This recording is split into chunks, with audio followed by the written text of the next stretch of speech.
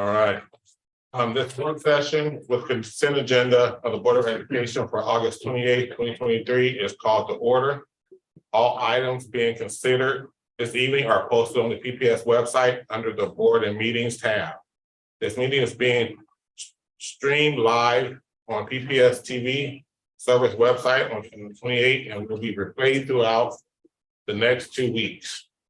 Please check the district website for replay times. Good evening, everyone. Good evening. Oh, I love that call on the spot. Nice. All right. Tonight work session will include two first readings of proposed policy revisions, and then we will have a discussion about our board work plan for the year, discuss some of our board protocols, actually just one section, and cover the timeline for the superintendent evaluation. All right. Consent agenda. The board will vote on the consent agenda. Board members, if there are any items you would like to pull from discussion, we will set those aside for the next meeting time. Ms. Bradshaw, are there any changes to the consent agenda? No. Board members, are there any items you would like to pull? All right. Do I have a motion and a second on to adopt the consent agenda? Motion. Director Scott. Director Pass, second. Get it. Herman was in there somewhere too. Mhm. Director. You know, we got And is there any more discussion on the consent agenda? none. Now you can talk. I don't have nothing to say. Oh, okay. All right, the board will now vote for resolution 6749 through 6751. All in favor, please indicate by saying yes. Yes. Yes. All opposed, say no. All right. The consent agenda is approved by a vote of 6-0. Oh, all right. Next, we'll have the first readings of revisions to 2.50.02-P student education records policy and 6.40.010-P instructional material selection policy. Director Burma Edwards, would you like to introduce these? Sure, the policy committee recommends the first reading or in layperson's terms, the introduction of two revisions to board policies. The first one is an update to student education records, which is board policy 2.50.020. And since the board adopted this policy in 1971, then with another amendment in 2002, there have been many changes in recommendations about how we treat records and different types of them and retention schedules. And so this updated policy reflects those changes. In addition, the policy committee also recommended a proposed change to instructional materials policy 6.40.010.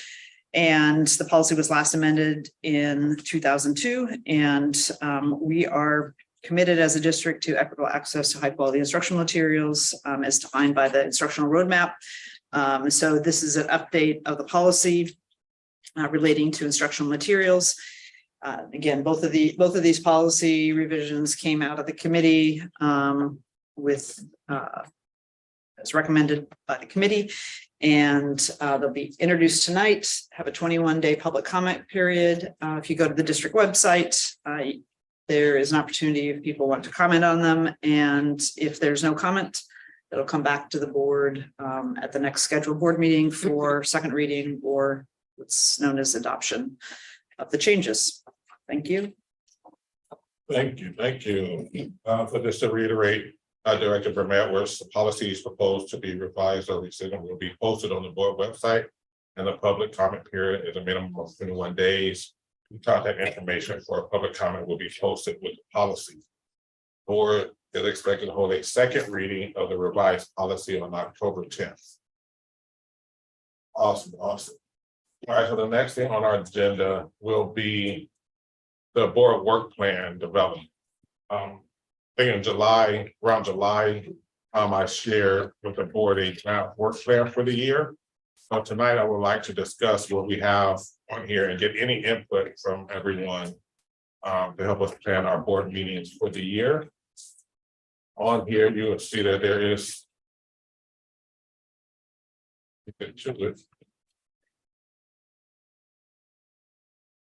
so what I put on here, I just tried to kind of accumulate all the main important stuff we need to have on here.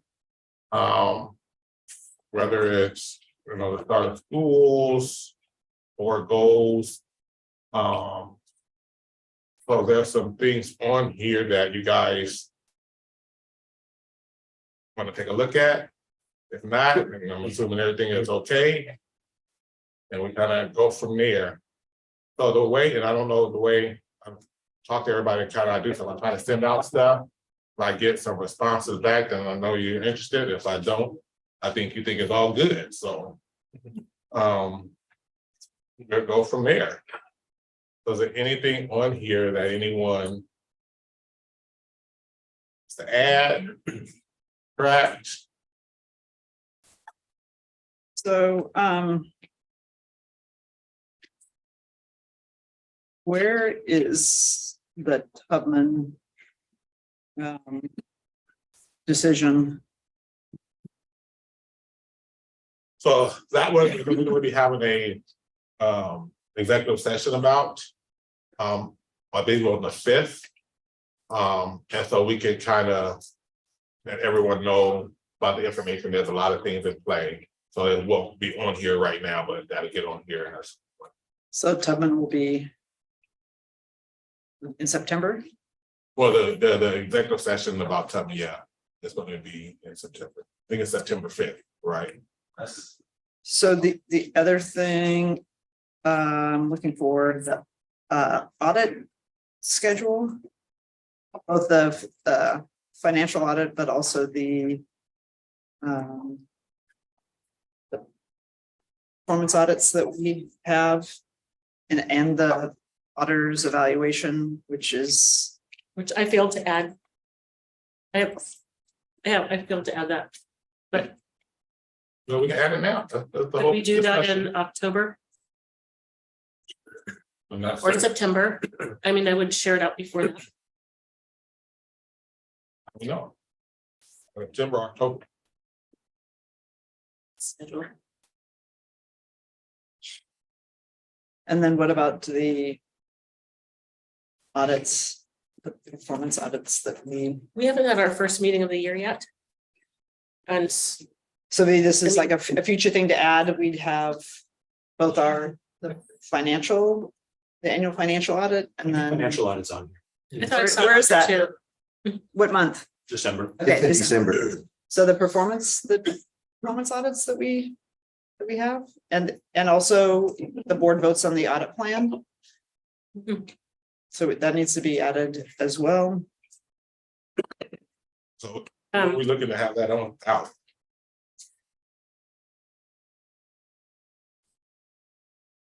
I'm just looking at the September schedule. What can we have it on the 2nd? I believe that's going to be the.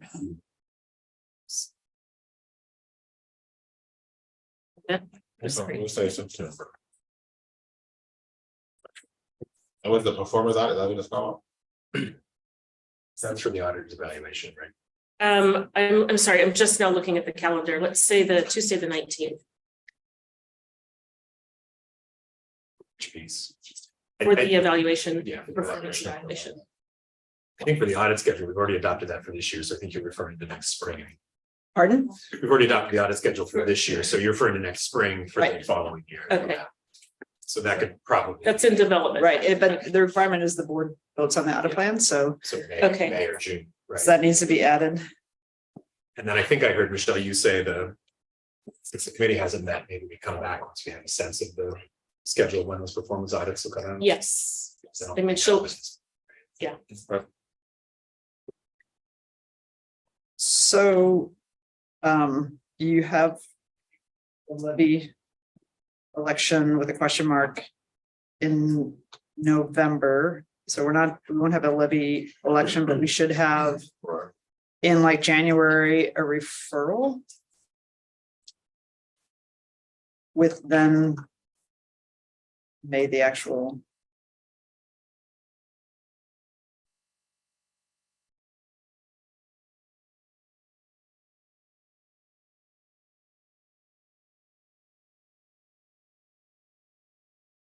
A question I'd have about the February, the bond referral planning start. Are we having a community process?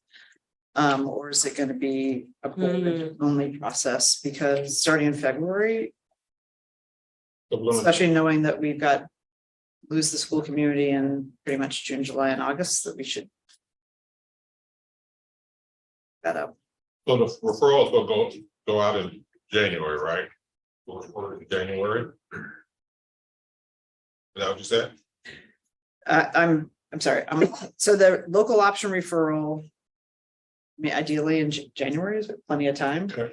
So then it'd be a May election. That's not. Okay. I was wondering where that was.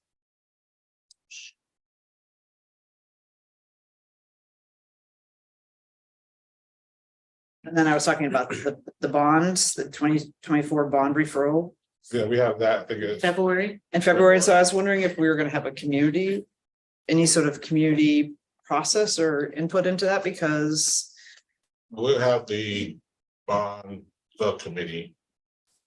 Try to map that out.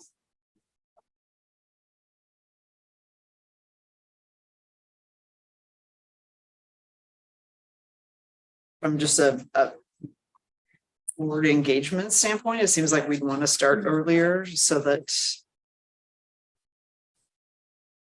we'd have an opportunity to talk about it, so it's not all jammed into a short period of time. Yeah.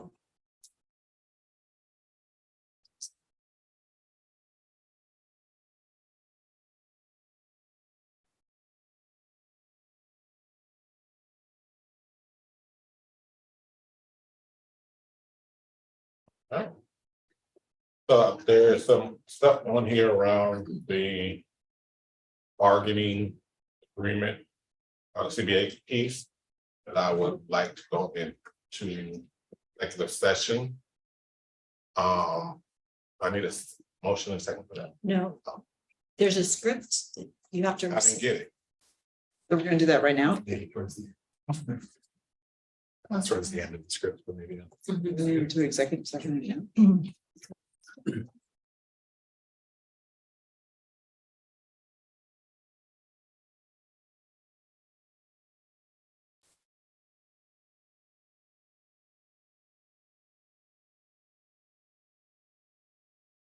In order to discuss board work plan related to bargaining, we're going to move into executive session under ORS 192.6602-D. Conduct deliberations with persons designated by the governing body to carry on labor negotiations. Representatives of the news media and public are excluded from this session pursuant to ORS 192.6604. Board will meet in executive session in a different room and will return to this meeting at the conclusion of the executive session. Can I ask a clarifying question? Yeah. Just wanted to make sure we have the right executive. I thought for bargaining sessions, maybe I'm just misremembering. News media is excluded from bargaining sessions. Did we notice this? It's not, you don't have to provide additional notice if you go into executive session in the middle of the meeting that's already been. If it's a separate standalone executive session, you do. So everyone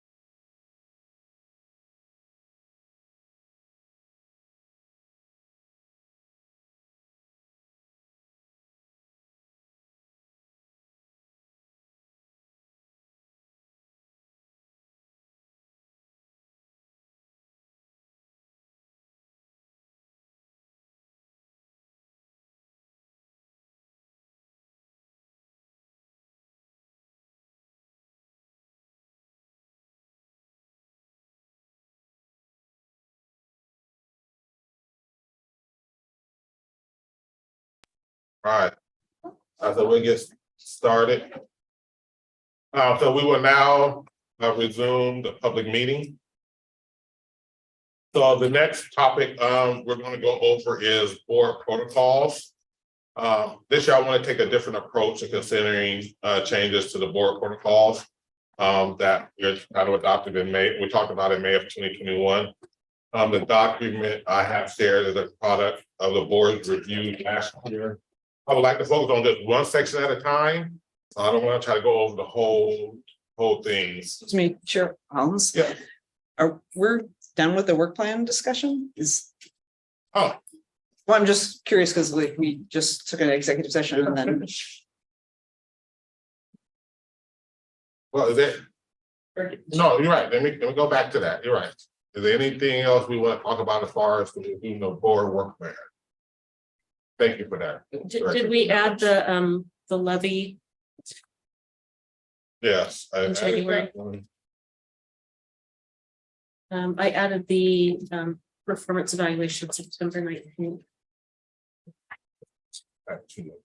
So the other thing, just, I think we should actually write out each of the CBAs that were actually having negotiation, just as a, because we just have PAT here, and I feel like SEIU, DCU should also be called out. Yeah, so like in September, we have like CBA negotiations. So this will be separate from. I'm just saying specifically call out because we call out one labor group, but not. Oh, you're talking about like, you call out PAT, CBA and all this. So we should recognize that we will be voting on SEIU, DCU. So you want to name them all, or do you want to just put all of them as CBAs and take PAT out? Well, they're gonna be a huge body of works, I think. Name them. Okay, we can name them. I mean, it seems like they should be called out. And if we're starting any other bargaining, I don't know if we are next spring, that they should be called out in the Okay. spring piece. Another thing that I'm wondering about on our agenda, so I'm just gonna be, you can interrupt me at any time or other people want to add in, but in May and June, how we recognize student achievement. So in the past, we have recognized those students who have either received the seal of biliteracy, the valedictorians. I mean, everything kind of got stopped during COVID. So how do we want to recognize those students? And we don't have to do it the way that we've always done it, but it seems like it's a good thing to do. When do you usually get that information? Well, the valedictorians, we know in June, or we know in May. In May, but that's. You don't know all the seal brothers and students until later. We can try to figure out some to honor students. I'm thinking if we're looking at maybe like our high school spotlights, maybe we can add that in there on some of those. When do we do the, like last year, I missed it because we had our gala, but we had the torch awards. Mm. When do we do that? Is that going to be listed? Yeah, but that's not a, Was that that's in not May? an agenda item. No, I'm just looking at it from a point of just recognizing, some of the great work that people have been doing throughout the year. And if, maybe that'll come up when you do your, the principal highlights. Could be. I mean, we can add all that stuff. That's what I'm saying. Well, I guess I looked at this as a board work plan, like we have the graduations. It's like, what is our work this year? So in the past, it So- did happen at board meetings. So I put on here graduation, so maybe we can add that for graduation. I put that for June. Maybe there's an events row. Not so much. Yeah. Okay. Mhm. So. Because it would just be like to Like I all say- the amazing awardees or something like that is what I'm thinking. So I think we can just kind of start labeling them where they fit in the agenda. So for instance, we're going to talk about honor some students. Maybe that can go towards the like part of your superintendent's report or something like that, you can just try to add that stuff in. May I ask a question? We can, I'm sorry, go ahead. About the superintendent evaluation? It's set to start this month, which is almost over. And then conclude in September and vote in October. I thought we were, I'm glad you brought that up, Dr. DePass, because I know you're going to talk about the Yeah. timeline. So So this we is just want to adjust the work plan to reflect the timeline Right. that you agreed to. yes. And we'll do that's- that. Okay, I just saw that was incongruent. Yeah, I I had to understand. put this stuff on there, so, yeah, that'll line up, yeah, So- line that up. Another thing that needs to be added is the superintendent's contract is up in June, so Is it in, this year? I Yeah. talked to you about that. So in- remember? so in January, Next year. in January, we should Or- have discussion, or we should look at the contract and actually follow the timelines that are in the contract. But it should definitely be on our work plan. Mhm. So that we finish it Although, in a timely way. yes, When is it up? June of June. 24, June 30th. June 30th. So then we should be, I think last year we went beyond, right? We were doing it around this time, I believe, last time. And that wasn't, if I remember correctly, we were saying that probably the best way to go about doing it. Correct. So we want to get in front of it. And so how do we get in, seeing that this would be the first time that I was actually involved from the beginning. How do we get in front of it so that we're not rolling into a situation like we were the last time? We get it on the calendar in the work plan. I You mean, know who has a- that is the thing, like timeline- we count. The timeline is outlined in this contract, ain't it? Pardon? The timeline is outlined in this I contract, believe it right? is. Right, so we should lay that though over the work plan so that we either Make sure we don't- executive session or whatever. Whatever we gotta do. Director Green, School Board Partners has a really nice process. An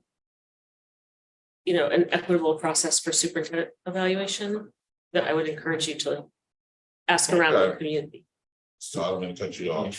So anything else? She said, yes, you did. Shannon and Aisha.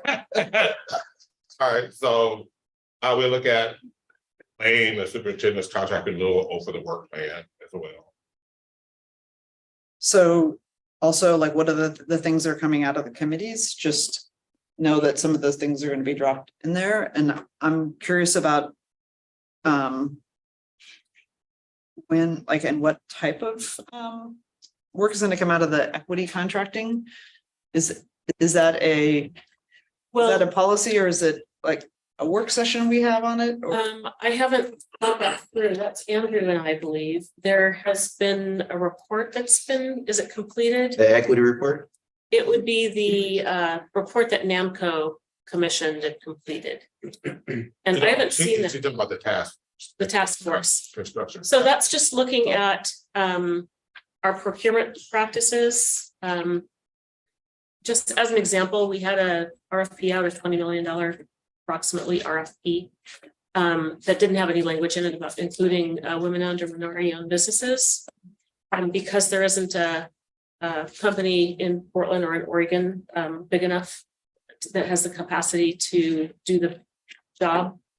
100% of that 20 million would be going out of the state and out of our community, unless we added in a piece about the main contractor working and subcontracting with a smaller firm that's minority and woman-owned. So if we look at, for instance, adding that language in, making sure it complies with procurement law, then we have potential to increase the share of the utilization of women minority-owned businesses. Okay, If- and as in y'all, that's you and Andrew? Yeah, I mean, that would be just an example of where we might be able to improve our utilization rate.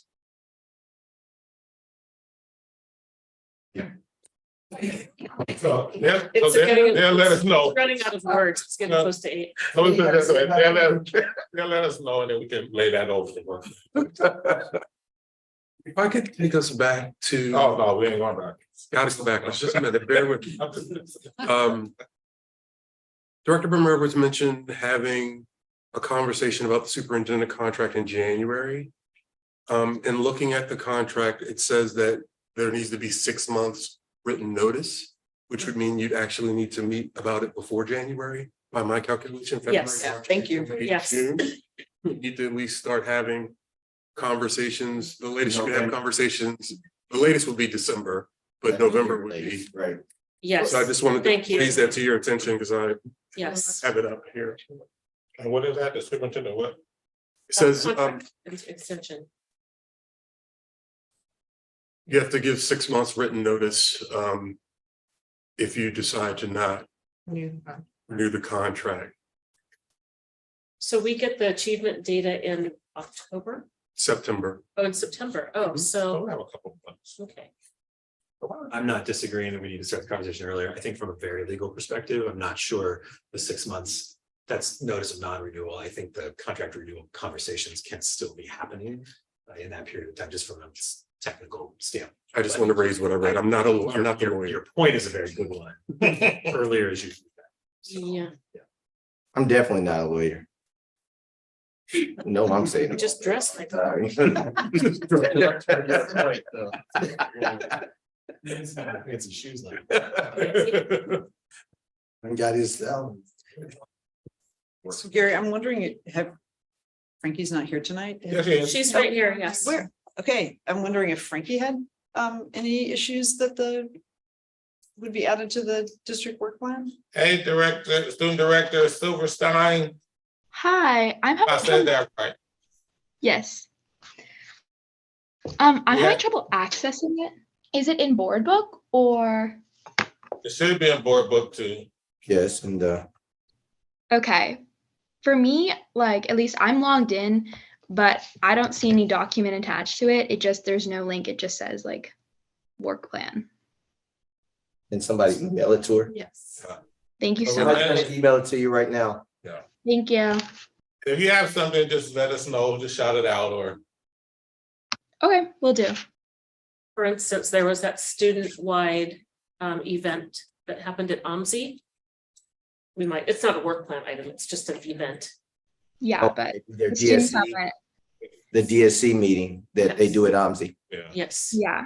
And I will just say, I encourage any of you who are able to and willing to participate, please, please come. We need people to lead sessions and to be on panels.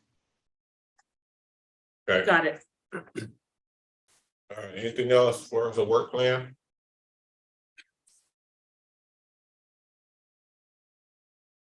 I go on once, or twice. I'll probably have some additional things I just scanned.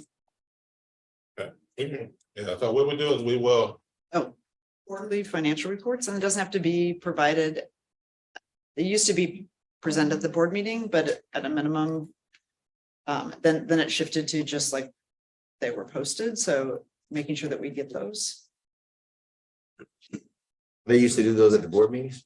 We used to have them presented and then it shifted to just, they get updated in the supplemental materials, but I want to make sure that we.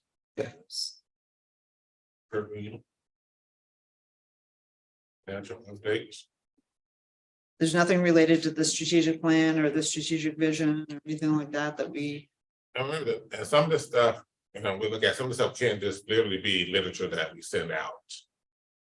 And so when we send out the literature, that's what we're expecting you to look at. And then if you have some questions, we can go into questions. One thing I don't want to do is for us to get the material and then staff rereads the material to us. I had a good public education, so I know how to read. And so I don't need to be read to. So if we can get that information, look at that information ahead of time. Public school. That, we'll make sure we be efficient, so we're reading this stuff. Cause I'm assuming that everybody read it, and if they have questions, great. But we don't, everything, and we're kind of go through the stuff, everything don't need to be a presentation, some stuff can just be. Information that is went out to everyone and then board books, so public can look at it as well. All right. All right, going once. Twice. I'll say for the work plan that I echo what Director Brim Edwards was saying about the bargaining statement, just wondering like why it only mentions one of our union partners. Yeah, we're gonna change that and we're gonna add all of our union partners. Okay, thank you. Yes. Also, our board policy requires that the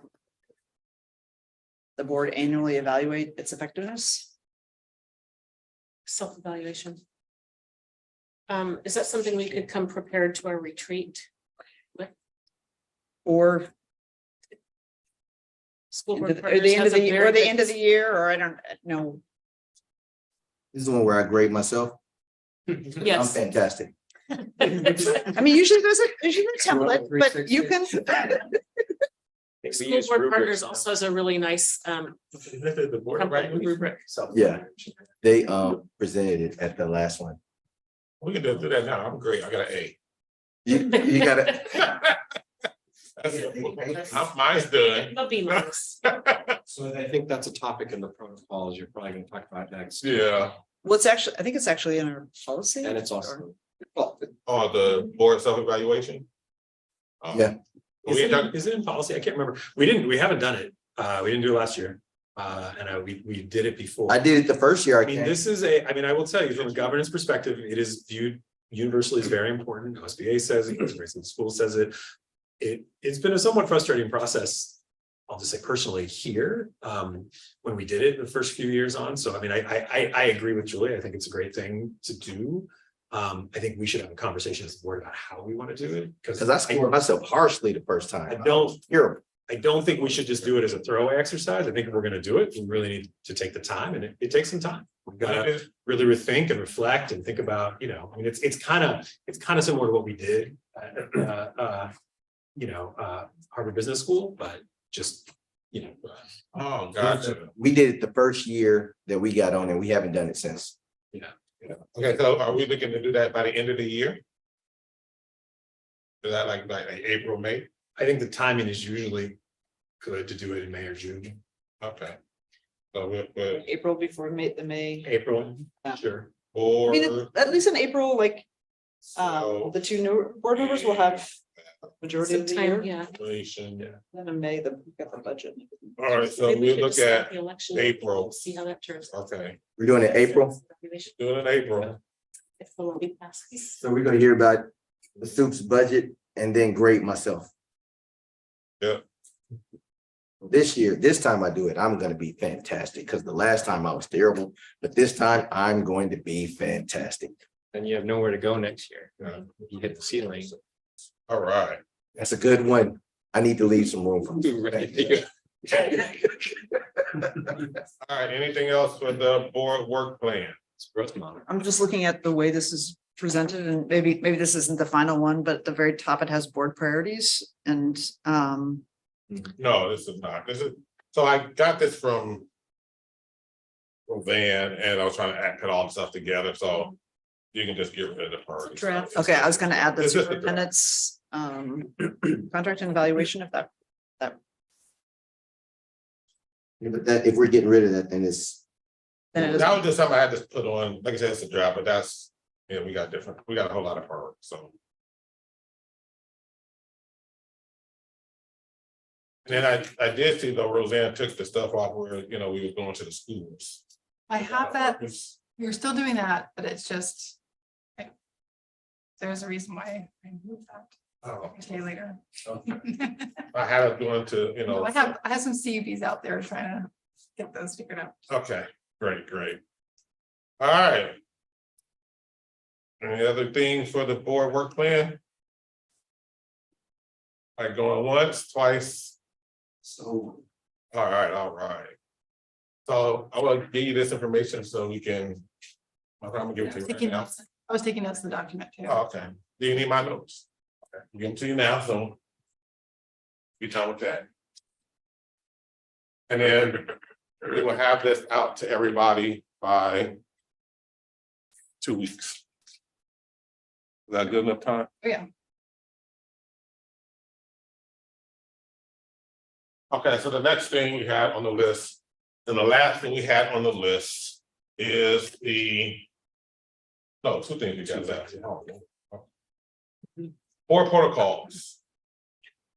So on the board protocols, I'm only gonna go over section 3, which is meetings. So it should be page 5, I think 5, 6, and 7, I believe. 3, 4, and 5. 3, 4, and 5. 3, 3, 4, and 5. Okay, So what, I'm just curious, like what is the process here? What, so the goal is this, the process is this, so we're gonna go over work plan, the work protocols in different work sessions.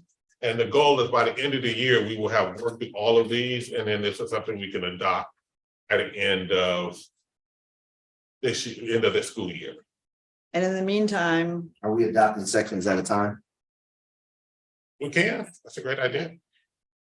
I mean, we have some operating protocols. Right now, Mhm. that the board voted on in 2021. So those are in place until we replace them with something else. Correct. All right, so the first one is meetings. And this roughly just 3 sections. Once again, I'm assuming everybody read the board protocols. Right? So I'm gonna go through each section, A, B1, B2, B3. And I'm assuming everybody's okay, because I didn't hear anything about them, but I do want to talk about B4. Not B4, I want to talk about B number 4. So for meetings, so this is number 3 under meetings, so agenda creation. I'm assuming everybody is in agreement with that. The because other they thing, read it before they got here, I did. and they didn't have any questions. well, I read it, but I didn't know what you wanted us to do with it, because I have provided previous comments on this. Mhm. So for example, it says board chair requires the prioritized items that the board is legally required to consider or have direct impact on student achievement, or it's or recommended by a board committee for consideration. I mean, it seems like a board committee sends something to the full board. It gets put on the agenda.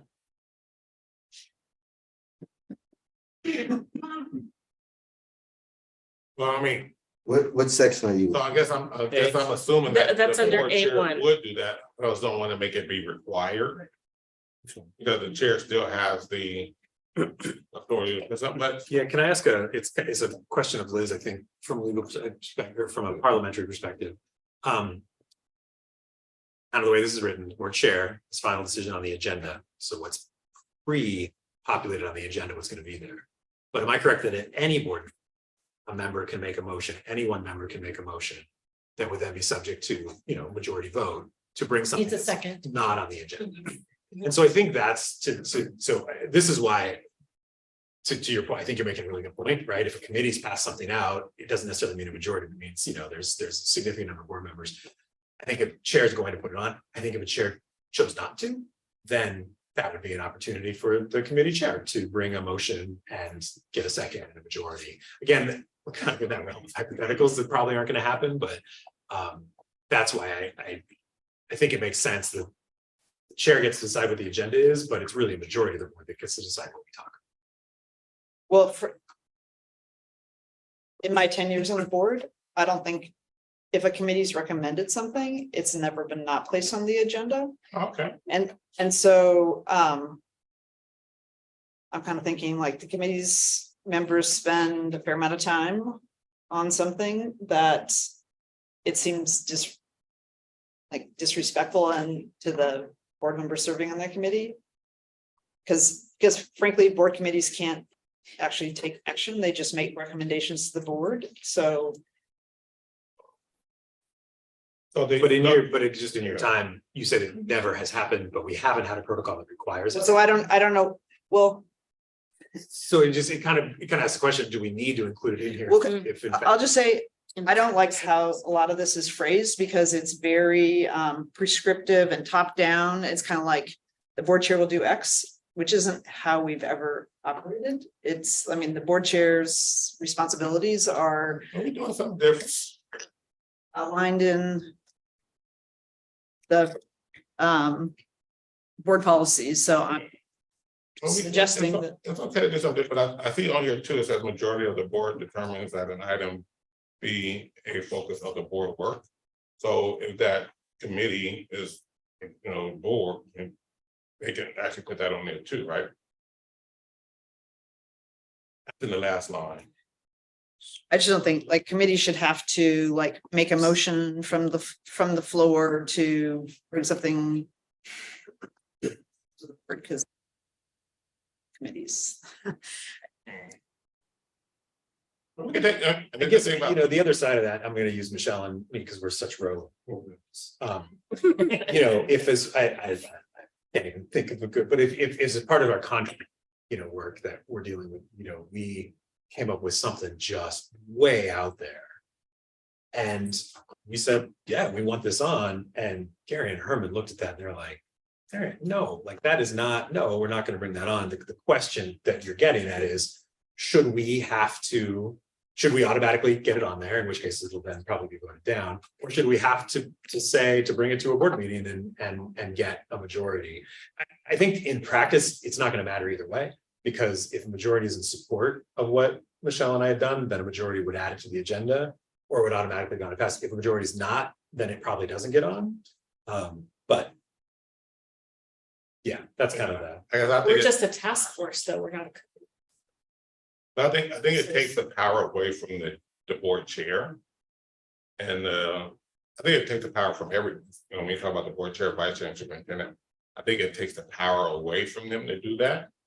And then if that's the case, then what's the point of even having a board chair if any committee can just say, hey, we're gonna put everything we want on the agenda. but you have to have. Like, you appointed the committees. Yeah. Um, But they're still people.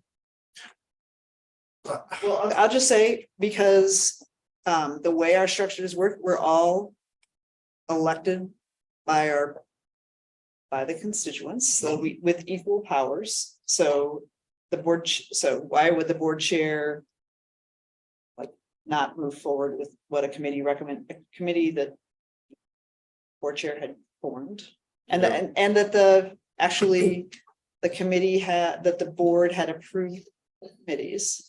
I'm just thinking, like, it kind of sets things up. It's like, you may just be wasting your time because you could spend 4 months working on something and then the board chair just decide not to move it forward. So then what's the power of the board chair?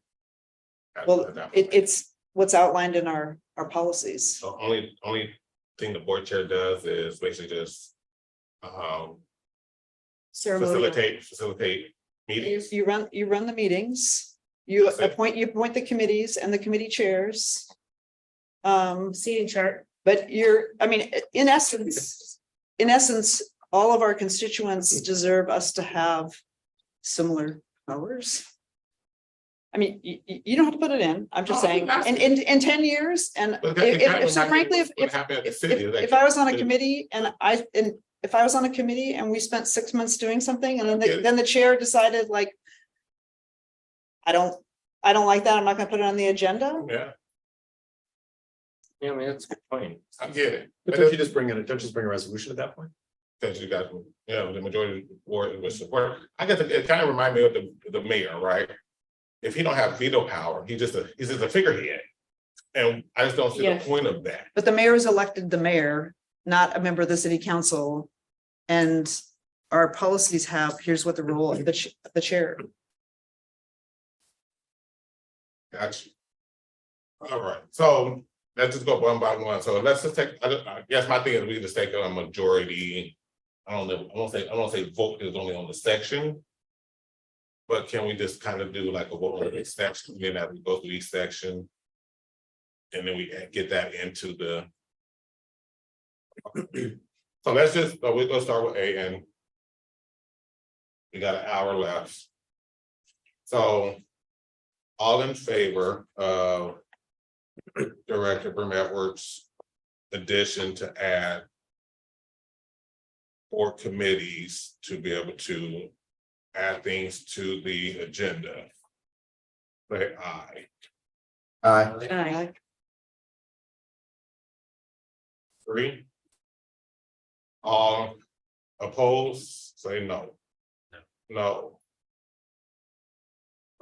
Hey, you said, what did you say? Aye. Hmm. Okay, yeah, you got something to say? Um.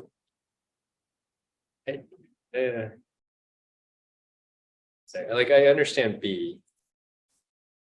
C, Mhm. but I think A needs just a longer debate. I don't think. You know, like we voted for the chair, right?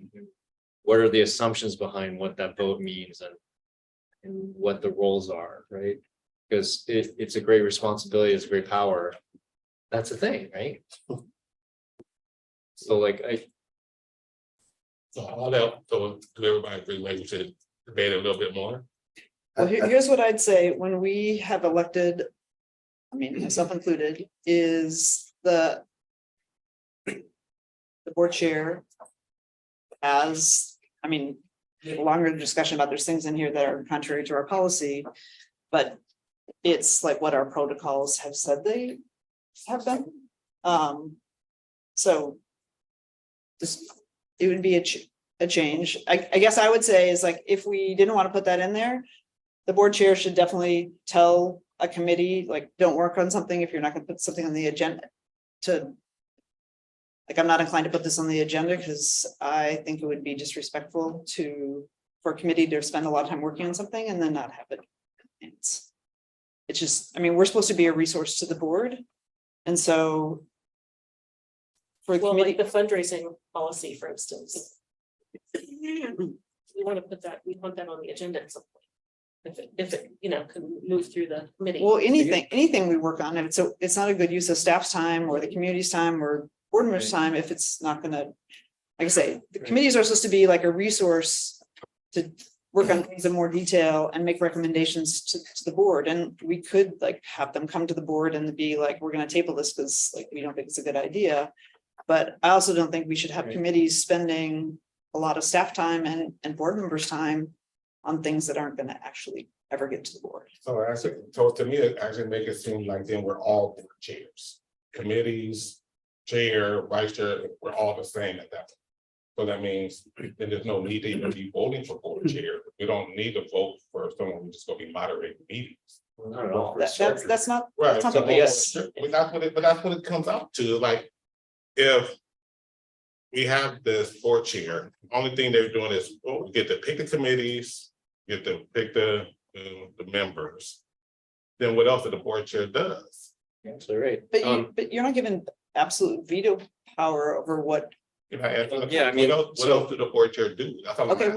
well, So let's just- it's outlined in the board policies. Well, right now, it's outlined as the board gets to make the decision on what gets on the agenda. So why would we take that away? Well, so you think. What I say is like, if you think there's a topic. That you don't want to have brought to the board, or you're not going to put on the board agenda. It seems.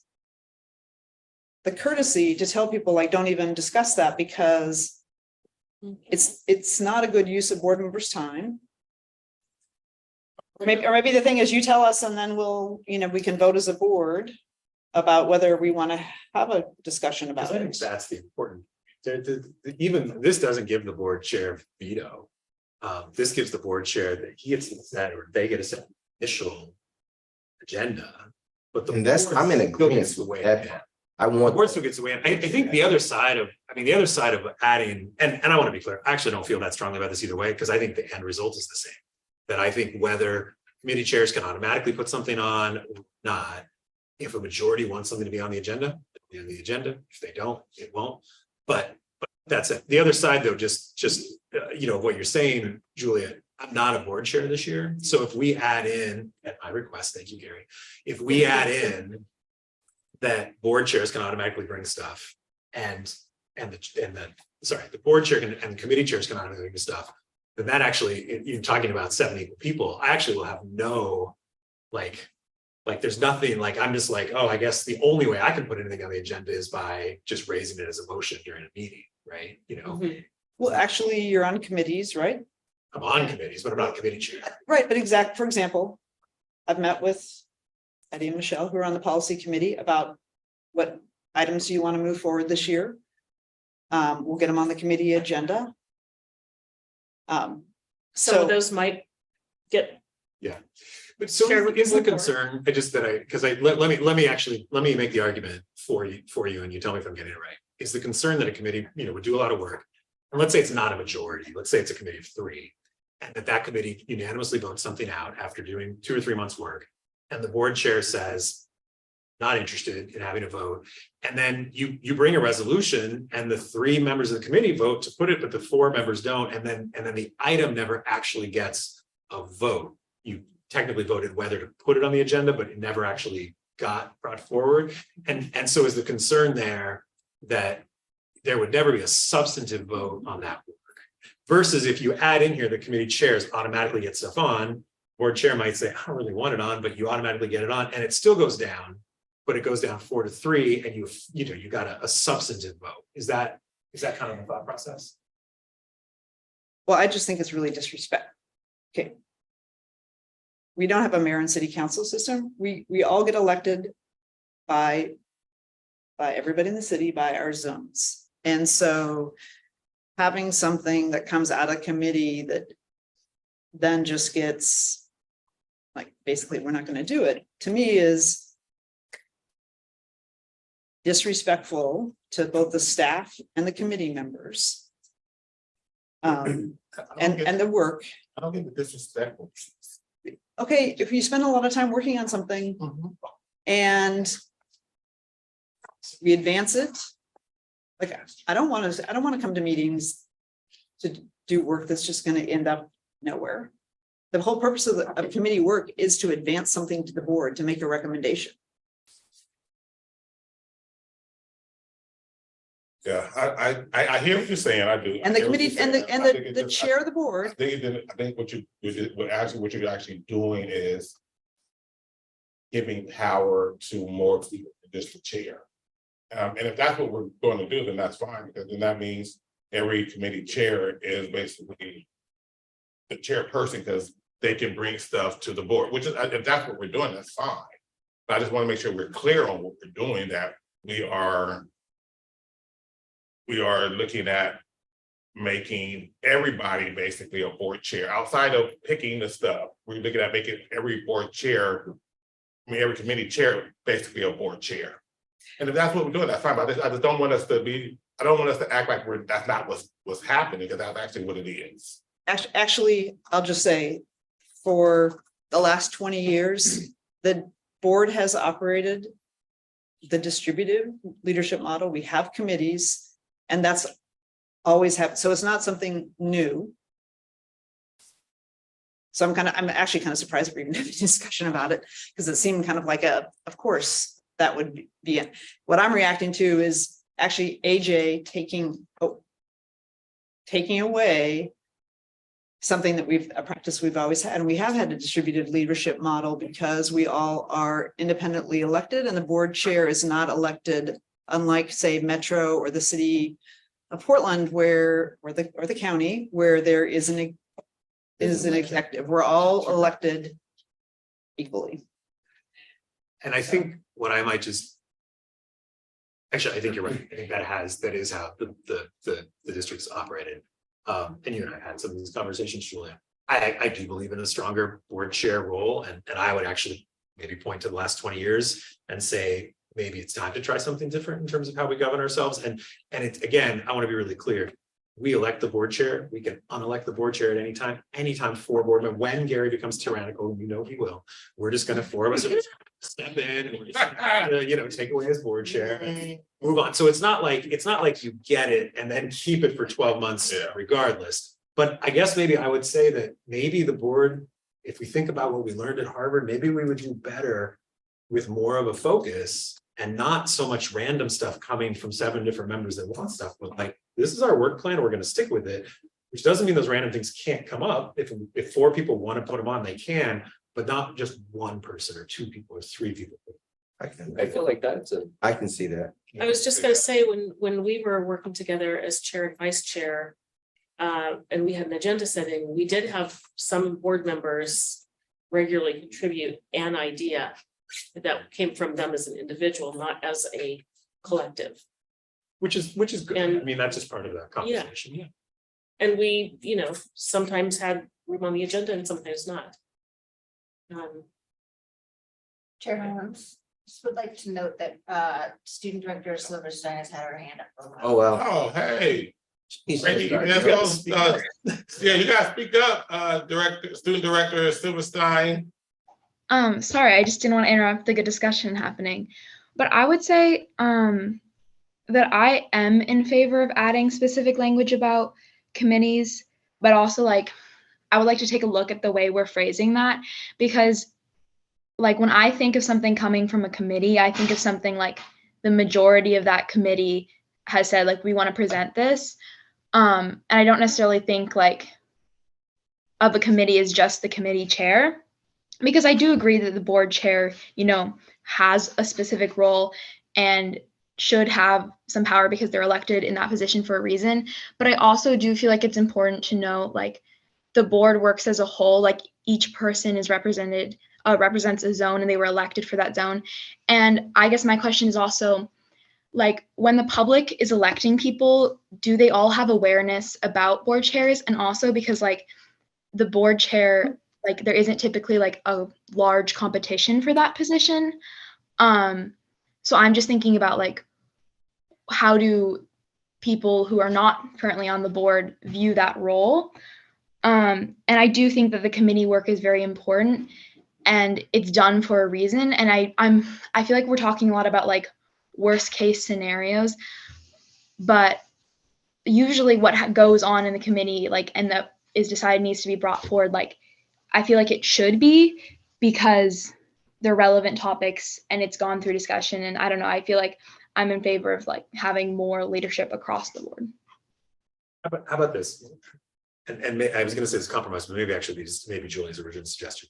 How about we keep this language as it is about the board chair setting the agenda and add something that says if a committee majority, it's not a committee chair issue, but if a committee majority recommends that, an agenda item come to the board, that the board chair will place that on a future. I think that's a good I compromise think because. that's well, exactly what you said. I think it's fine because like, frankly, committee chairs can't just put things on it. It's like a recommendation from the committee and it's very clear. Committees can't take actions in and of themselves. I mean, it's like a And so it's committee sort of saying- recommendation is a recommendation, but it's never like one person's. It's sort of respecting the work that's going on in the committee. It may not be a majority. Some committees it may be a majority, but it may not Mhm. of the board. But it's saying, yeah, you know what, if 2 or 3 members of that committee, majority, then you, and again, it doesn't mean you have to vote for it. It's just you have to put it, you have to schedule it as a. The other thing is our policy has that the board chair is the ex officio member of every committee. So the board chair can come in like as the board chair did today and participate in a committee discussion. The board chair doesn't get a vote as the ex officio, It's that they're in the policy, it says they're an ex officio member of every committee. right? But they don't vote as an ex officio. A non-voting. Mhm. And frankly, I mean, I say, the fact that nothing, I can't remember a time where a committee chair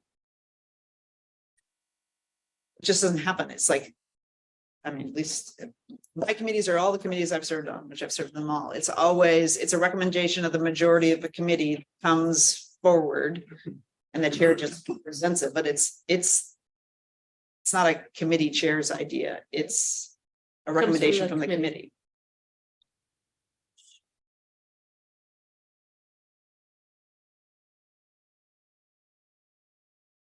Rewrite this and see what. So we'll rewrite that in there and bring that back. All right, anybody have any issues with B number 1? And this is written to reflect practice now, right, Roseanne? Yeah, I know we didn't formally adopt this, but we did adopt this new timeline. I've seen it. What's here is consistent with what we're currently doing, just, yeah. So one of the things that this doesn't have, which I would suggest included, if we're gonna have these timelines for the boards, that it also include the presentations, because often that's the meat of the, Sometimes they're late. We get them late. right, and so then the whole timelines don't work out. Do assess that presentations. You could add it after any items, comma, including presentations not provided to the board, this will not be under consideration. So maybe I'm just looking at it wrong. So each board meeting, the superintendent will provide a draft of all items. Oh, I'm way down, sorry. Including legal documents, supporting materials, staff presentations, et cetera. Well, that's the draft, Yeah. Does that? but give I'm enough adding it time? into that if we don't have presentations, it just goes to the next board meeting, because otherwise, what happens is if we don't get the presentation, which is often the meat of the thing, how are we going to ask our questions 8 days before the board meeting? It's dependent on getting the presentation in time to read and respond. Maybe I'm not understanding. We already get it 12 days before the meeting. What is, maybe I'm not understanding the question. And then the. Well, I'm there are adding it two- to the whole thing because What it's do you think? it's actually, I'm adding it to the last sentence because actually we don't get everything 12 days in advance. We still get presentations and that we still have them. I was about to call on Roseanne, but I'm not chair anymore. It's you. Oh, you have a question? Roseanne. Just wondering how long it would take you to get. So we've been providing information, probably these 12 days in advance for items that are going to be voted on. Voted on. So that's what the practice we've been following, but like updates to the board, just the informational update to the board. Or work sessions where there's not a vote. We have not been doing that, so that's what I want to make sure we're getting direction on if we're changing. that So- communication. Make sure I understand what you're saying. You're saying presentations and things that we get that we're gonna be voting on, we should get before the 12 That's what we're days. trying to do 12 days, Ah. like a presentation on just like an informational report, we've not been doing that, but if that needs to change. I would just- But often, for It example, doesn't make a it's the reference. core, sometimes it's like the most important presentation, like we don't vote on the map data, but I don't want to get it during the school day or during the work day, 2 days before or on the weekend. But I guess it doesn't, I'm not saying it doesn't make reference if it's doesn't make reference if it's a voting item, of agenda item or not. On this. That's draft. right. This says everything that's gonna It be says considered. everything, Roseanne's saying that in practice, what we've done is just. Voting things up. voting stuff to. Just based on the retreat that we had. I was just gonna say. Discussion where we. We had this conversation. I mean, here's the challenge. And I mean, as a board, we can give whatever direction we want. The challenge we're gonna run into. And I would actually, I'm gonna separate out sort of vote and non-vote, because but one of the says is drafts. If we insist, and we can, that everything needs to be final 12 days before, it means that there are just gonna be items that get delayed beyond, that it just, staff just don't have time or resources. And I'm gonna point out, it shouldn't surprise anybody, we're talking about central office resources here for the most part. Stuff's just not gonna get done and it's gonna get delayed. What we talked about in that retreat was, what if we got you a draft? And then, what if we had to change slide 5 or we updated some numbers on slide 10, we'll let you know where those changes are. And I think staff do a good job of that, saying, this slide change, this slide change, but those do sometimes change, a day before. So I think our decision on that is, are we gonna insist on everything final 12 days in advance, or is there some leeway there?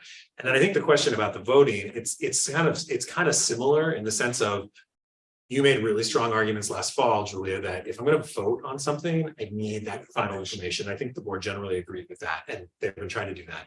If they're just gonna come present information, ideally, we get that well in advance, but there are gonna be some items that they may not have time for. And do we want, as a board, to say, oh, well, you just got your maps data 6 days before, but that's not 12, so we're not gonna talk about it next week, we're gonna talk about it in 3 weeks. A practical example would be the OSAS data. It's not scheduled for public release until the 21st. That's not 12 days before the 26th. And if we wanted it 12 days, it would not land until, based on the way the board's calendaring out their meetings, until October 24th. Yeah, not things that we don't need to, we're not voting on making a decision on, should have way more leeway. It's just reality. The thing, Andrew, that's not operation is like, we're actually not getting a draft of the items. It's not like, hey, we just changed, this sentence on slide 15 for Care Homes. But we're like not getting some presentations until literally like right before it. Even on vote stuff. No, I think generally the things we vote on, we get I think in the vocal advance. stuff we get, we get ahead of time, so. Right. I think But I'm, what she's talking about is the other stuff. What I want to hear more about is if it's not critical, like if it's not a critical piece, and this is just updated information that some numbers changed, how much do I really care? Like critical things, then I feel like we need to, in anything, I feel like, and this is just me, in anything, I feel like there needs to be an exception somewhere. We have to write in because stuff happens, life happens. So I'm not a rigid person. I'm very fluid. So there has to be an exception somewhere in my mind. But critical stuff, if it's critical, then yeah, I want to know. If it's not critical, and it's just like, hey, keep this in your hat, a feather in the hat, then I don't care. well, I don't think we have very many things that aren't, like, they wouldn't be on the, hopefully they're not on the agenda. But also, I mean, I think it is not professional for board members to not get something, then it's being presented and be like, and then I can't answer that question because you didn't ask it in advance, or I haven't even had a chance to read through it. And like, I asked a question, but like, that's on like slide 8, but you haven't had a chance to see it. And the reality is like, we have jobs. So I don't know, maybe there is a 5 days before for presentations that we're not voting on, but I mean, because 12 days seems like awfully long. I think But also, I don't think we should be getting stuff the day of, and then like, well, you can just sit there and like not have read it, not have thought about it. Because, and then ask questions that we can't answer. I'm here from John. Chair Collins, I would just look to also, as you're having this conversation, clarify about committees, because we also staff get some committee documents 24 to 48 hours before. And so if we're going to be consistent with board meetings, we should be consistent with committees as well. I think it may be nice to kind of step back and just see the purpose of this section, because I feel like the purpose of this section, I feel like that's maybe a different issue, different section, because I think purpose for this section is when you make a decision, there's these timelines in place so that we're all playing the same game. Right? Because I mean, this is one of the things I was talking with Director Hollinger like a lot last month about how like, oh, you know, if I'm following these protocols, but someone else is following a different protocol, then I don't feel like I'm playing the same game. It's not fair. Right. And so I feel like this is just setting out, these are just the standard protocols for things when we make a decision. And I like that because then we're all playing the same game. In terms of presentations, I feel like that's a different issue. For me, it feels like that should be a separate section, because it feels like I want to hear what we get, the latest stuff. And yeah, it's not ideal. But like, I think I'm also afraid that if we put in like protection language around the worst case scenarios, we might be again, like constraining ourselves unnecessarily in certain ways. And I think So one thing for all of us who work during the day is like, I don't, a lot of times now look at stuff in the middle of the day. And so if I don't get it literally at least 24 hours, like I might not, because usually it's like between 10 and midnight that I'm looking at stuff and trying to provide feedback or send questions. So that is one thing of like getting stuff during the day of, which Right. I mean, that seems like We shouldn't be expected to review anything the day we receive it, I don't think. what if we have a meeting that night? Because we often say, hey, don't read the presentation to us because we read it before. In I this mean- case, I mean, many times on the day of, I don't have time either. Yeah, so I have a comment. So if we try to regulate every scenario that comes up, I think this will be like 12 pages long just for one item. I think we have to look at it as a more of an outline. Okay, this is what our policy is, but there's gonna be times we need to have breaks. We're gonna need some time when there's gonna be emergencies. I don't necessarily think we have to try to regulate every emergency or every one off or even a couple times off. I think we use this more as an outline that this is our policy, our protocol. But, you know, we can make some, you know, exceptions if need be. I think that's fine. And those same things should apply to board members getting their questions in. I agree. If we got it. Because But that, if we, I want us to make, and that was actually one of the things I was gonna say. Hey, but hold on, but this session ain't about the board questions. But I'm, We're gonna we can get there to, the- Oh, 'cause it's I on the was next, I was on the number next. two. Yeah, we ain't on that one, we on this one, so let's pick up this one, because we might not get to the next one Well, I'm saying, schedule. That's a great point. So let's just talk about this, let's get this one done. So, I don't think we should be getting things that, I absolutely don't think we should be getting things the day no, of. I agree, but I think, like I said, I think we have to have some. I think we have to have some grace and mercy, so this is the case, like, when we do get stuff and we don't read it, right? That's another thing, so I hear what you're saying, but I think if we, like I said, just use this as an outline. And then. You know, just like I said, have grace and mercy if something happens, because so for instance, if the stuff about the books didn't come in, they came in the day before, right? Or 2 days before. Well, if we would have been going by this, we've been rigid by going by this, the kids would have those books by the beginning of the school year. They wouldn't get them until next month. So I understand what you're saying. That's why I said we gotta have some grace and some leeway sometimes. You know, if it becomes a pattern, then I can see, okay, you know what, we need to do some kind of, you know, thinking about how we're doing stuff, but if we're too rigid, then we'll break easy. Yeah, so one of my issues with this whole set of, I know you got issues with the whole thing. can I finish my sentence? Uh-huh. Is that there's not a lot of mutuality, because I actually think we should be extending grace 2 ways. I agree with you, but I don't think it's just a one-way thing, and this is very much written in a very directive way at board members, like we're idiots and we're irresponsible. I mean, it even says we're inappropriate at one stage. And I think we should be, Missed that section. it does, it says like if board members do something inappropriate. And we have, Well, could- you have, could you there have be a- all the time to look through this and change stuff. We had this stuff over a year now. So we had time I've sent to, my comments several times, yeah, and I'm happy to send a red line version. there you go. Let's do that. All A right, word version. so we're gonna move on. That's how I operate. Well, we gonna have 2 minutes. I'm gonna try to get to number 4. Try to get there. I'm just jumping to number 4 right now. The next two are easy. Okay. Does anybody have an Are you objection? sure? 8 days before board meeting. Okay, You number got 2. to submit your questions and then the superintendent has 3 days to do a response. We've been doing that for a while now. Do we have any issues with Seems 2 and to be 3? No. I only have questions about 2 and 3. And I know it. If it doesn't come in, like, do we need to add any language that says if it comes in less than the 12 days? Like, so, because I feel like he may get some stuff that's hot off the press and he may need to something change. He needs to send this to me right now, and we need to be looking at it and be prepared to go with it. But does that still put me under the same 4-day gun? Like, if the window is smaller, does my runway also decrease, or am I still stuck with it? I'm just looking at where's the exception? Where's the exception? That's all.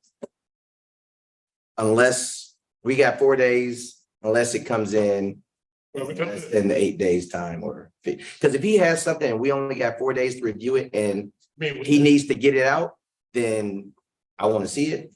Are you talking about if it comes in less than the 8 days? Yes. Yes. Like, I just don't want there to be like, well, we really can't do this because there's less time to look at it. If I got it and it's day 7, give it to me anyway. And I need to figure out how I'm going to make this work with the time frame that I'm given, because I don't want to not be able to vote on the information or not be able to ask questions about the information because just some time window. I'm trying to figure out, because I'm an exception guy. I live in the exception zone. I live in the exception zone. So I'm trying to find my exception, And you're exceptional. find my way. Like I said, I think every one of these, we can always have exceptions. I'm done. Let's go with it. Okay. Was easy. All right, number 3. Anybody got any issues with number 3? Sounds good. All right. Number 4, now this is number about the consent agenda. I'm just curious, why on number 3 does indicating who asked the question create a serial meeting? I'm sorry. I'm just curious on number 3. Why indicating who asked the question? Why does that create a serial meeting? I don't even know what I'm not sure why it does. Well, I think we should remove that then because well, it doesn't make any sense. Why does it matter who asked or, Well, I don't think it creates a serial meeting. yeah, maybe the reason is, Well, then let's remove that Funky. then because I don't I think mean- it creates a serial meeting. I think the name of the name of the questioner isn't the dispositive issue on a serial meeting. okay, So okay. I would just take that sentence out. Okay, I already erased it. The policy question, though, I'm sorry, is just, do we want to indicate who asked the questions or not? I don't have. I don't care. I share my questions with the community, so it doesn't really matter anyway. Okay, then we'll just But take I don't that. think we should say we're avoiding a serial meeting because it's sort of like, well, how does that create a? serial Yeah, meeting? yeah. Okay, so It's the reason why the sentence is there. we're gonna strike that. Okay, so we got. But I 4 still like counts here. I like the anonymity piece because, Yeah, we don't have to tell who says it. Yeah. We don't have to tell who asked the question. And you can always ask like, hey, can you remove my name? The less we have, the more But flexible. they've been doing that anyway. Exactly. it's anonymized, yeah. Okay, Yeah. number. No, I just don't want any board members to be under the impression that anonymity is binding, because everything you create is a public record. Yeah. at some point. True. So we can True. choose to publish it or not. If a reporter says, I want to see every question asked by Michelle DePest, then they're gonna get it. It comes out. Yeah. Just, Okay. Good. Okay, so number 4, The consent agenda. 4 days before the board meeting, board members will have by end of day. 4 days Prior to the board meeting to request items be removed from the consent agenda based on the regular agenda for discussion and consideration if a board member requests an item to be moved from the consent agenda. The superintendent will immediately take the change, and I'm assuming everybody read the bullet points. Mhm. Do we- Does that mean Friday at the end of the day? Or does that mean? Is 11:59. So on Friday after working all week, I gotta check PPS email, make sure.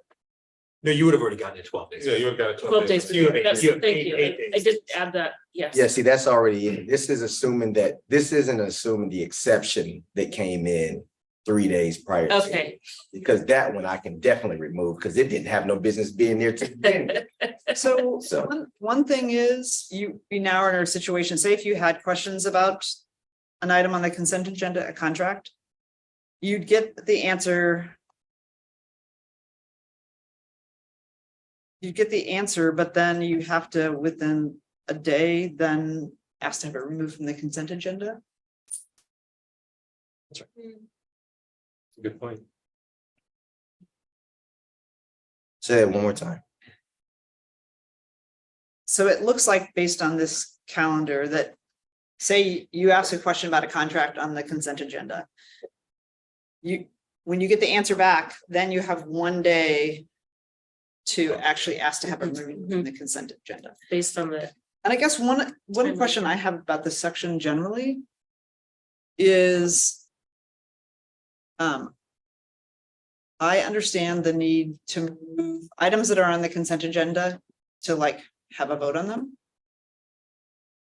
But sometimes you're removing something from the consent agenda because you're asking to have like a separate discussion about it, not have a vote. It's a little bit different, and I'm trying to think what we're trying to do here. Because I mean, I think if something gets recommended by the superintendent. Yeah. In the past, remove it from the consent agenda actually just meant that you actually had a separate vote, but it wasn't actually removed from the agenda. It just was off the consent agenda because somebody didn't consent to being on the consent agenda. Back to that. You know, well, and that's actually what this is. I mean, because to the larger point, I think the important thing, I think everyone knows consent agendas are intended to be unanimous consent. It's the reason why it's on there. They're non-controversial. everyone's in favor of them, and you're gonna get through 27 items really fast. in our agenda. Yeah. That's the goal. Which is why any single board member has the power to remove it from the consent agenda. Not to stop a vote, but just to say, I want a separate vote on that, because it's not unanimous, right? I want a chance to vote no. That's essentially why you're removing it, right? Or speak to it, or Well, but so to that point, though, because it does get confusing, I agree. In a script, it's a little bit weird, and I wonder if there are ways to clarify that. If you just want to speak to it because you want to make a public point, but you still plan on voting yes, you can leave it on the consent agenda. And we do always have that in the script where it says, you know, is there any board discussion? That would be the moment where board members say, oh yeah, on this contract, Discuss it. I just want to know this is X amount for this dollars, blah, blah, blah, you know, I'm still gonna vote yes. I think you know, what we don't want is if there's an uncertainty at all and you're not sure, take it off, right? That's the whole goal. Like, so if you have 4 days, and by the way, 4 days isn't important, I think 3 days, you know, if you need an extra day in there. And then the important thing though, is if you're uncertain, take it off. Because you can still vote for it in the end, but where it gets weird is when people are trying to pull stuff off in the meeting.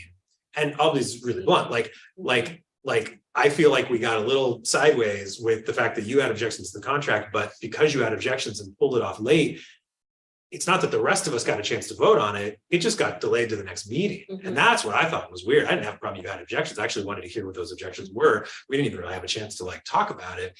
It was just more, I don't think one board member should be able to delay a contract until the next meeting. So, That was it was a little odd. so the way this is written, let them know beforehand. And if you don't let them know beforehand, but a majority still wants it off, that's when it gets delayed to the next meeting, right? So if something popped up a day before and all of a sudden 4 board members are like, I'm gonna vote against this. I actually don't have, because like frankly, you know, this is about the grace, the two-way grace. Is like, I don't have an issue with somebody in a board meeting say, I want to take it off the consent agenda and have it on the regular agenda, but you still have a vote on it. It's not like delaying, Yeah. like people are there, I mean, so Yeah. present about it. So I don't have a problem with it becoming off the consent agenda at the meeting. And sometimes like you may have heard like public comment or somebody may have, like the public doesn't.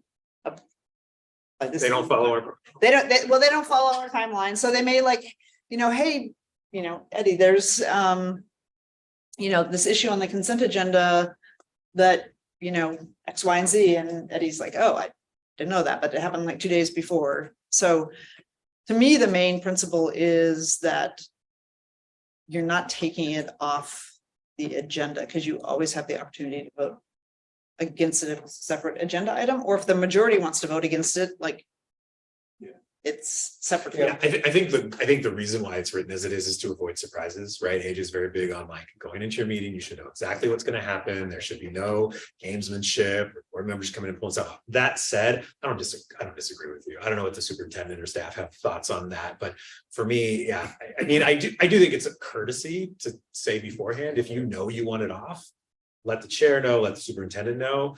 But I agree with you, there may be something that you get an email that morning and you think, oh, this is worth a larger discussion, you know, is it worth just writing it off? It would be good to know what the question or concern might be so that staff could be prepared to speak to it. I mean, So is that implying that we will, if it's pulled off of the consent agenda, we still will be having a vote on it? well, I think that's the courteous thing to do. And if there's 4 people who don't agree, then they're voting down the one thing versus the whole. Or 4 people could table it. You know, you don't have to vote down, you could. You know, Table you it could for the say- next say- meeting. Okay, so how do we write that? Technically tabling is. We don't need all that. I mean, we don't need all of it. You could move it to a time certain, which is the next board It's a meeting, motion to postpone to a time certain. Tabling is. would be the other. Okay, And you'll be there to. motion to put, I know, it's not written correct. thank goodness we have some guidance. This is why we love legal. Okay, we got 20 minutes. Oh, should we, I mean, the kind of bouncing off your point, should we, I mean, should there be some, I can't even talk anymore. Should we add something about notifying other board members that something has been pulled? Or is that up to the person who pulled it? Just to No, it keep would it- actually be staff who should do that. Yeah. But yes, I agree with you, that would be great. Should. Well, okay, 'Cause but you're not actually pulling it from. Well, it'll be obvious to everybody because, okay, you're not pulling it because you're not gonna have a vote. It's just gonna be a separate agenda item, so everybody will No, But it's good for people to know, like, so if I pull an I item, didn't know if it if I pull an item 4 days before. And I say, hey, I want this off consent, it would be nice for Roseanne to just, email the board and say, hey, it's, been a request to pull this item. Because that way you might not have focused on it and you might be like, well, maybe I want to spend a little time. so, I mean, here's, So an- let me- here's an it gives example. other people time to. So let me try to see if I heard everybody correct, right? So it sounds like we have a consensus to, if we move it within that 4 days, it just goes on the regular agenda. If someone moves it during the board meeting, it still goes to, they want to talk about it, it can go to the regular agenda. There's still. Only way that it goes off of the agenda is the majority of the board takes it off the agenda to another time. Yes. Okay, Which would got that? wouldn't it require, though, if we're removing it for good or tabling it, that the 4 members have discussion about it in the meeting? Yeah, someone would make a motion. Okay, That it would make a motion to postpone to a later date, Yeah, and then there would be discussion on that motion. okay. And the reality is, even if it got voted down, it could come, like, there could be conversations and that could come back. He just did it. so are we clear on that? We literally Yes. just did it tonight. Roseanne, are you? I'm gonna have to chat with you and get it. All right, we're not gonna get to the rest of it today, so Amen. we'll do that at the next meeting. So I have, You're doing a fantastic job. are you on the consent, are you still on the consent? Because there's this whole thing about the declaration and the recusal consent. This is like way too bureaucratic. I mean, What are you? I'm on Just this I guess second bullet. Good points. Yeah, me and Roseanne gonna go through this and we'll kind of just try to capture what everyone was saying here. And try to make it simplistic as possible. I agree. It's a little restrictive. I mean, the point they're trying to get at is that if there's something you are gonna recuse yourself from, not having to recuse yourself from the entire consent agenda, but still allowing a consent agenda before, but you can do that by just pulling the item. Yeah. You can just pull it for a separate vote. It's the same. Right, but this is like, I'm having to declare in writing as somebody who like, and again, I always fall on the side of like being cautious, like maybe the perception or. We're gonna rewrite it, we're gonna rework it and then we're gonna send it out. We're gonna try to take a lot of that stuff out. There you go. All right, we're gonna look at it. All right, you got 15 minutes. Oh, it's easy. It's gonna be fun. Going over through the. So this is just about timeline. We have a lot more. I want to be clear. We can talk about some of it tonight, a short sort of conversation, but Gary has asked me, voluntold me to be in charge of help shepherd the superintendent's performance evaluation through this fall. And actually, I guess, because we do have new board members, so it is a new process for folks. The timeline that is in here now, and I do have some questions. I actually think I have some concerns about the timeline we'll talk about in a second. We're going to do the study session with Dr. Adams on September 26th. And that's where we're going to receive the OSAS Spring 2022 student performance data and outcomes. And the reason why that's important is because our evaluation template of the superintendent, that's a really key part, and that we set targets and disaggregated targets for student learning and achievement. So we'll get that data. And then these are not scheduled yet. The idea is we will need 3 executive sessions. We will need the first, and we're going to talk about dates in a second. We need the first executive session where the superintendent will meet with us and present his self-evaluation. So that's something that he's done, in advance and sort of lays out. And actually I should take a step back because I got Eddie here too. Our evaluation template, and we'll make sure, well, you probably got a copy in your own materials, but we'll make sure all board members have it. We have student performance data as part of it, and then we have some leadership standards that are also. Student performance data is very quantitative. We set targets, we're going to get that data. It's going to be plugged in, it's very formulaic. The leadership standards are obviously more qualitative. And so the superintendent's going to talk about how, he thinks he succeeded in some areas and maybe needs to work on some others, or maybe succeeded everywhere. And then we're going to hear that in the first executive session. The second executive session will meet to discuss and begin to outline our thoughts as a board. The board designee, which I think is me, we'll take all that feedback from that second executive session, try and pull it together into an evaluation document that reflects everyone's feedback. And then we come together for the executive session number 3, where we provide the superintendent with that performance evaluation, and then we have to formally adopt it in a public vote. We do have all 3 executive sessions listed in October. I love the optimism. I think that's going to be challenging from a timing perspective. So, you know, I wonder if we can get the first 2 in October and then schedule the first or early November.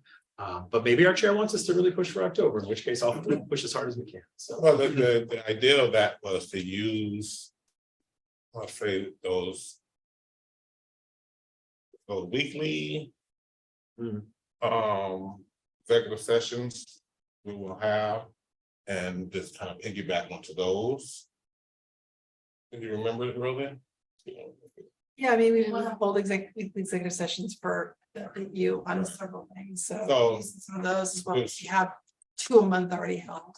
Right, so that's kind of the goal, was to try to either use those and to piggyback off of those for those, so that way, because everybody's already there. And that's why we kind of have all of it. But if you want to. no, I mean, I am all for moving promptly through the process. I also think it's really, I mean, this is an important part of what the board does. I think we can also get really mired in it. I think it's important to keep it, you know, high level. You know, focus on student performance data, focus on leadership standards. You know, the hardest thing is honestly, and it's, you know, I mean, the hardest thing is just getting to a place. We're not going to get to unanimity, but getting to a place where performance evaluation represents. And I think that's really where the challenge, you know, comes in. So, Well, the other thing is, we didn't actually do an evaluation last year. well, we delayed the evaluation. to this Delayed it. Well, it's a 2-year evaluation in essence, then, That's right, because the performance data wasn't available. 2 months. For you. The schedule feels very ambitious, and I think that we're gonna be very busy in October. Other things, so. Yeah, because I got a birthday in October. It's that birthday. Yeah, I didn't. Celebrate. Okay. Beer floats? Hey, I love that. That's the superintendent template. Is that what we send it out to all the board members to look through and start doing their evaluation? I can send it out right now. Yeah, well, actually. So you were gonna say, yes, so it'd be great to just, yeah, so we all have the one we adopted. Yep. So that's a good point conversation. So no, the template shows what we evaluate him on. What we use, we can come up. I mean, we need to, let me rephrase that. The quantitative section's already laid out. Right. What we do for the qualitative section around leadership standards, I think we should have a discussion. People are not too tired. We can have a 5-minute discussion for that. Yeah.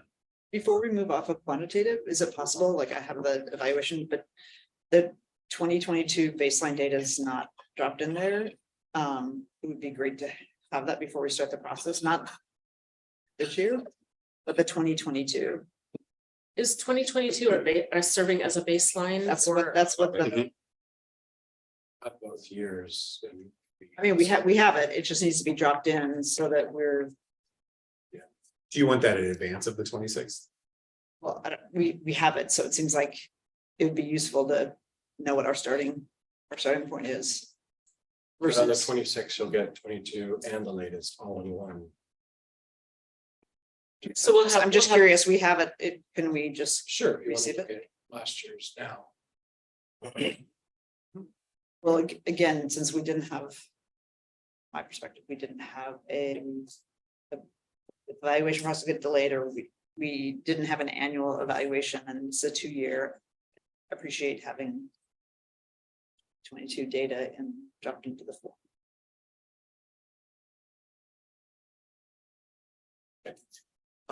And so then the question is on the leadership standards. Well, I guess it would open up. I've done this a number of different ways. Again, I think it's better. We've had templates where board members have written a lot. We've had years where they've written less. I'm a big fan of sort of hitting the high level notes, and like for each leadership standard, maybe every board member includes 3 to 5 bullets of things that they, you know, either. Again, you know, it's like any performance evaluation. You want to talk about the things that went well. You want to talk about the areas where you might want to see some improvement. Not long paragraph, not long. Monologues. Agreed.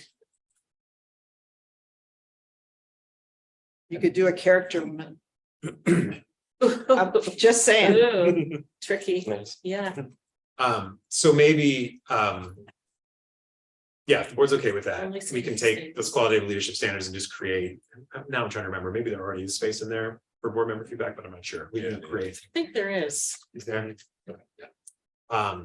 But that's all gonna happen after the 26th, so nothing for the next month. Oh. That all happens after. Is this the evaluation that's also gonna be public? So, yeah, and, you know. It's a great question. Generally speaking, the evaluation document, the conversation we have with the superintendent is executive session. So it's not a public conversation. Any documents, written documents we create, are.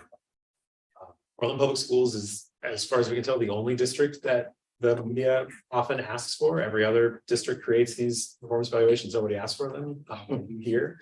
And to be really, I'll say it publicly in case anybody wants to, reporters want to call me on it. It creates a real disincentive to honest conversation. I remember my very first evaluation shortly after I got on the board, was generally very positive, said a lot of really positive things about the superintendent. In there was a couple sentences about, the board has asked the superintendent to improve some communication about different things. And the Oregonian headline was board slams superintendent on communications. And if you read that evaluation, that was just false. I mean, I don't usually use the term fake news, but it was 100% false. But that's what got a headline and it's what sold, some subscriptions and papers. And so it creates a real challenge for us. Like when I have my performance evaluations with my employees, I don't have them in front of 100 people, right? I have them with one person. And so that is our challenge is, we want to have really honest, open feedback with the superintendent. He wants to have really honest, open feedback with us. Again, this is a two-way evaluation. We're evaluating his performance, but as our employee, he's also telling us what he needs from us, right? He's also telling us, has he gotten what he needs from the board? Has he gotten the support? Has he gotten, all these different things? Those conversations are really important, but the more public they become, the more fraught they are. So Anyway, I guess my question is there. So, I mean, if I'm writing an evaluation for you, I know Director Scott's gonna read it, who am I writing it for? Like exactly what you said, right? Like, The audience. right, and so, I mean, I know as an educator. That when we do performance evaluations, this is private stuff, because then I can be honest, right? It's a growth thing, and if we're looking at evaluation as something to spur growth. I mean, is there another way around? Do we do most of our real evaluation in the executive session and then just what we write on paper we know is going to go out there and write something more summative, right? Or summative. Summative. Yeah, summative. Publicly evaluation in the state that I know of, I don't know another employee who ends up on the front page in your Mm-mm. So, the board should give me the appraisal that it thinks that, I warrant. And I also have to weigh my professional reputation, being on the front page of the newspaper too, every time. one of the things we talked about a few years ago, didn't quite adopt was, we could, in theory, just have quantitative data for the performance evaluation that's public, right? Which is our performance data, and we could set the targets and say, hey, did we achieve those targets or not? And the qualitative stuff could be verbal, right? We could have that conversation, in executive session and talk about the qualitative issues. When we suggested that, I don't know, 4 or 5 years ago, enough board members kind of said, no, we think the leadership standards are important. We want to have something. And so that's where we are. But again, we get to decide what that performance evaluation is. I'm going to suggest that we actually move the final evaluation to the finalizing and the board vote. Yeah, my question was, that's one of my questions, moving it. Because of the things that we're about to go through, that to be weaponized. I think you just move it to November and that'd be a good time to have it. Yeah. If it's still within what we're required to do by the superintendent's contract. Yeah, but I would highly recommend we not include it in October. Yeah. I have no objection to that.